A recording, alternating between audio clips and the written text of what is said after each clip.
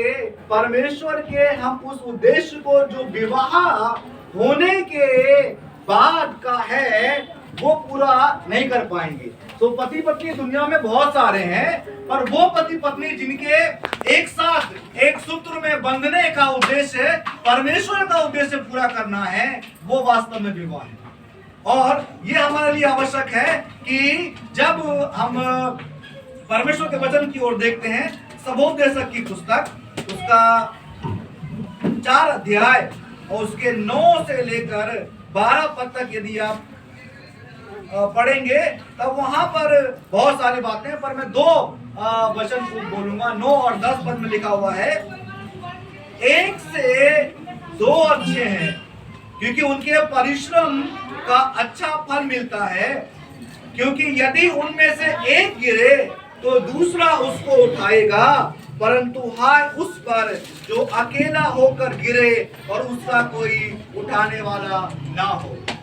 इसलिए आवश्यक है कि एक जो अकेला है वो अकेला ना रहे, परंतु वे 2 हो जाएं। परमेश्वर ने क्या किया? जब परमेश्वर ने आदम को बनाया तो वो अकेला था। परमेश्वर आप ही ने कहा आदम का अकेला रहना अच्छा नहीं है, तब परमेश्वर ने आप ही जो है स्त्री को बनाकर परमेश्वर ने आदम को दे दिया। तो हम देखते हैं कि जो विवाह की उत्पत्ति हुई या प्रारंभ जो हुआ है वो परमेश्वर ने आप ही किया है। इसलिए विवाह परमेश्वर की ओर से ठहराया गया है। लेकिन आज के वर्तमान समय में मनुष्य अपनी रीति के अनुसार विवाह करते हैं, जो अपने उद्देश्य को पूरा करने के लिए है। वास्तव में मैंने आपको पहले बताया, विवाह एक पवित्र बंधन है और इसका पवित्रता के साथ में किया जाना अनिवार्य है। आजकल आप पूरे दुनिया में अलग प्रकार से संबंधों को देखेंगे, और जो प्रचलन है पाश्चात्य संस्कृति के अंदर, वेस्टर्न वर्ल्ड के अंदर, वो है लिविंग रिलेशन का। पुरुष के साथ विवाह कर रहे हैं, स्त्रियां स्त्रियों के साथ में विवाह कर रहे हैं। समझ में नहीं आता। ये सब कुछ परमेश्वर के वचन के विपरीत है, और परमेश्वर ने कभी इस प्रकार से मनुष्यों को एक संबंध में बंधने के लिए नहीं कहा है। लोग अपने उद्देश्य को पूरा करते हैं और वो उद्देश्य पाप को जन्म देती है। अंत में विवाह का उद्देश्य पाप को जन्म देना नहीं है, विवाह का उद्देश्य पवित्रता को उत्पन्न करना है, और ये दोनों की जिम्मेदारी होती है। इसलिए दुनिया में बहुत प्रकार के लोग होते हैं और अपने उद्देश्य को पूरा करते रहते हैं। नया प्रचलन हम देखते रहते हैं। आप जब जाओगे दिलशाद गार्डन में, एजी पॉकेट के सामने डियर पार्क है। शाम होते अंधेरा होता है, आपको जोड़े दिखाई देते चालू हो जाएंगे पार्क में, निकलते बढ़ते, बाइक पे बैठे हुए, गाड़ी में बैठे हुए। क्या मतलब? वो उनका है। और ये बड़े दुख की बात है कि जिसे आज मॉडर्न जमाना, जो आज का आधुनिक समय है, जो जवान लोग हैं, इसको बोलते हैं कि हमारा तो रिलेशन है बॉयफ्रेंड गर्लफ्रेंड होने के नाते। और मैं बताऊं, ये नाजायज संबंध है, गलत संबंध है। विवाह करना मना नहीं है, जरूरी है करना, पर उचित रीति से करना अनिवार्य है। उचित रीति से करना अनिवार्य है। परमेश्वर ने क्या किया, हम उसको कदापि ना बोले। उत्पत्ति 2 अध्याय उसका 18 पद यदि पढ़ेंगे तो वहां वचन कहता है, पानी मंगवाएगा। परमेश्वर ने कहा पानी के लिए बोला था, रहना अच्छा नहीं, मैं उसके लिए एक ऐसा सहायक बनाऊंगा जो उससे मेल खाए। उससे मेल खाए। तो नहीं भूलना चाहिए कि पत्नी एक सहायक के रूप में पति को दी जाती है जो उससे मेल खाए, क्योंकि हम ये जानते हैं कि परमेश्वर ने हव्वा को, स्त्री को आदम की पसली से ही बनाया था। वो पसली जो आदम से मेल खा रही थी, जो उसकी खुद की थी, मेल खा रही थी ना, इसीलिए उसी पसली स्त्री को निकाला जो उससे मेल खाती थी और उसने स्त्री को बनाया, मेल खाती हुई स्त्री को बनाया जो उसकी सहायिका हो सके, उसकी सहायिका हो सके। सो स्त्री पुरुषों के पैरों की जूती नहीं है, लोगों के लिए है, जूती नहीं है, ना गुलाम है, पर एक सहायक है पुरुष का। अपने अपने पति की स्त्रियां सहायक है और ये आवश्यक है। आपके पास फोन है तो उसका गला खोल दीजिएगा, ठीक है, कर लीजिए, अच्छा रहेगा। जरूरत है। उत्पत्ति 2 अध्याय 21 और 22 को कहता है, तब यहोवा परमेश्वर ने आदम को भारी नींद में डाल दिया और जब वह सो गया तब उसने उसकी एक पसली निकालकर उसकी संति मांस भर दिया और यहोवा परमेश्वर ने उस पसली को जो उसने आदम में से निकाली थी स्त्री बना दिया और उसको आदम के पास ले आया।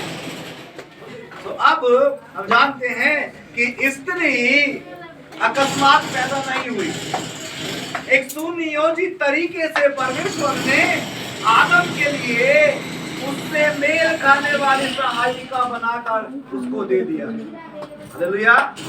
तो हम जानते हैं जो जिसके साथ परमेश्वर ने आपको जोड़ दिया है पहले से, वो आपके लिए उत्तम है। जो जुड़ रही है वो आपके लिए उत्तम है, जो जुड़ने वाली है वो आपके लिए उत्तम है। संकोच नहीं करना है। इसलिए आवश्यक है कि हम विवाह को अच्छे से जानकर कि ये परमेश्वर की ओर से ठहराया गया है, ईश्वर की ओर से ठहराया गया है, ये जानकर मानकर जो है हमें इस एक पवित्र संबंध को परमेश्वर में हमेशा मानकर रखना है, बनाकर रखना है। जब तक जीवित है एक दूसरे के साथ में इस बात को बनाकर रखें। परमेश्वर ने पति पत्नी के नाते कुछ जिम्मेदारियां दी। पति पत्नी के रूप में बंधने जा रहे हैं, होने जा रहे हैं, तो उसके लिए कुछ जिम्मेदारियां हैं जो आवश्यक है जानना उनके लिए भी, जिनकी शादी हो चुकी है, विवाह हो चुका है, जिनका नहीं हुआ उनके लिए, है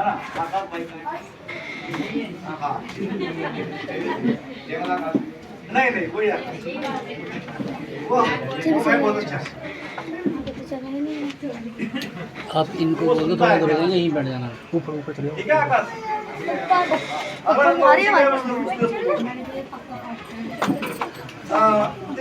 पत्र जैसा कि उन्होंने पढ़ा 5 अध्याय और 22 वचन लिखा हुआ है, हे पत्नियों अपने अपने पति के ऐसे अधीन रहो जैसे प्रभु के। तो नंबर 1 जो जिम्मेदारी है, रिस्पॉन्सिबिलिटी है पत्नी की पति के प्रति, और वो ये है अपने आप को पति के अधीन रखना।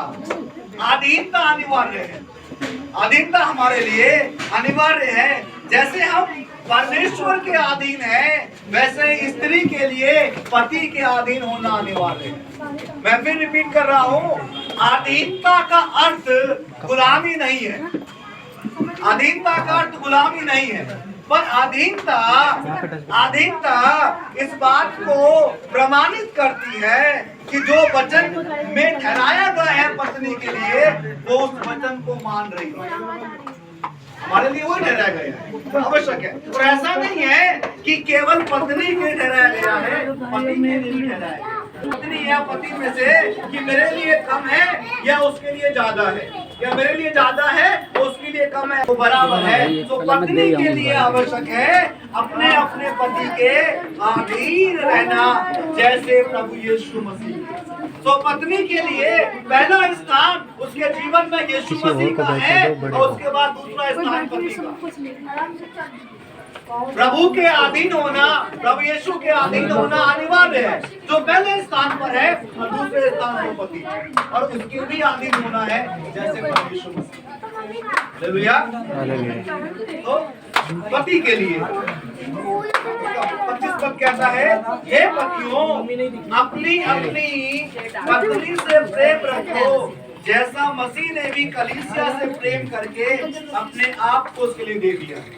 पति के लिए ये जिम्मेदारी है कि वो अपनी पत्नी से प्रेम रखे, अपनी से, मैं फिर जोड़ दे रहा हूं, अपनी से, पड़ोसी से नहीं। अपनी पत्नी से प्रेम रखे, पड़ोसी के पत्नी से प्रेम ना रखे। एक पत्नी ने अपने पति को फोन किया, ऑफिस में जब था पति, तो पति ने बोला क्या हुआ, क्यों फोन किया, कोई काम है क्या? बोला नहीं, मैं जस्ट कंफर्म कर रही थी ये बात कि आप कहाँ हो। तो मैं तो ऑफिस में ही हूँ। मतलब क्या बात हो गई? नहीं कोई बात नहीं हो रही, बस कंफर्म कर रही थी कि आप ऑफिस में हो कि नहीं है। क्यों? बोले क्योंकि हमारे पड़ोस में जो स्त्री थी वो भाग गई। और ना पत्नी से प्रेम करके ना करके उस वचन को झुठला रहे हो जिसके लिए परमेश्वर ने आपको मानने के लिए कहा है। आप दोनों ही बातों को मना कर रहे हो।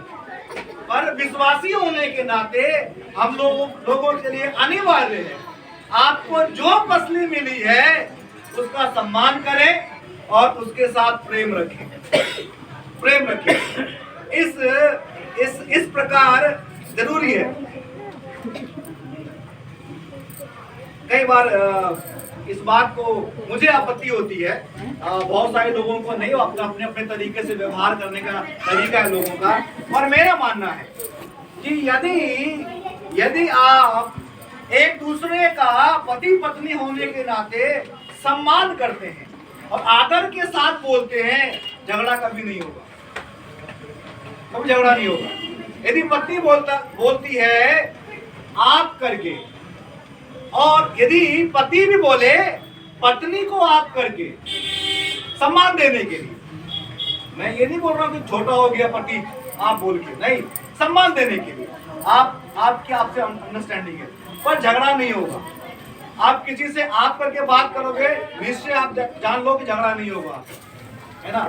लखनऊ में बोलते हैं कि वहाँ की जो भाषा है वो इस प्रकार से है कि झगड़े को वो दिखाती नहीं है, क्योंकि आप करके बात करते हो, जनाब आप गलत आ रहे थे इसलिए आपकी गाड़ी मेरी गाड़ी से टकरा गई। बोला नहीं जनाब ऐसी बात नहीं है, मैं सही आ रहा था पर आप एकदम से अचानक आ गए। झगड़ रहे आपस में, झगड़ रहे आपस में, पर तीसरा व्यक्ति क्या देख रहा है, वाह झगड़ा हो तो ऐसा। इसमें सम्मान है, इसमें आदर है। तो पति पत्नी के बीच में यदि आदर एक दूसरे के प्रति है, सम्मान दूसरे के प्रति है,